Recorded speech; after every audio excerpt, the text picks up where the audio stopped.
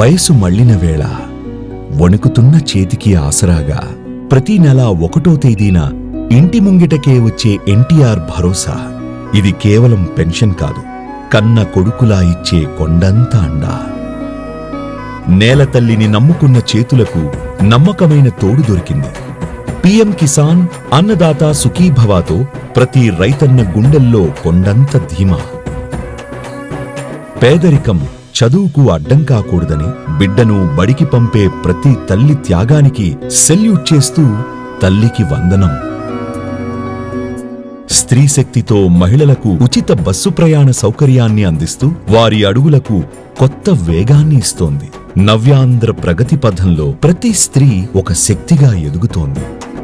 మహిళల కళ్లల్లో పొగమబ్బులను తొలగిస్తూ దీపం 2.0 పథకంతో ఏడాదికి 3 ఉచిత గ్యాస్ సిలిండర్లు ప్రతి ఇల్లాలి ముఖంలో ఆనందాల వెలుగులు నింపుతున్నాయి. ఉద్యోగాల వేటలో వలసపోయిన యువతకు ఒక నూతన ఉత్తేజం.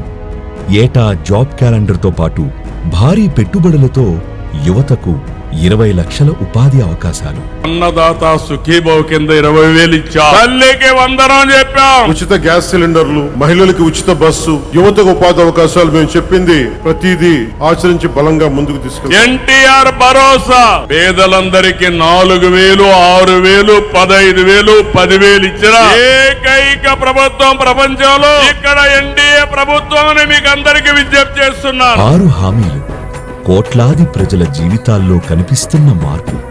ఇదే 2 ఏళ్ల నమ్మకం, అభివృద్ధి, సంక్షేమం.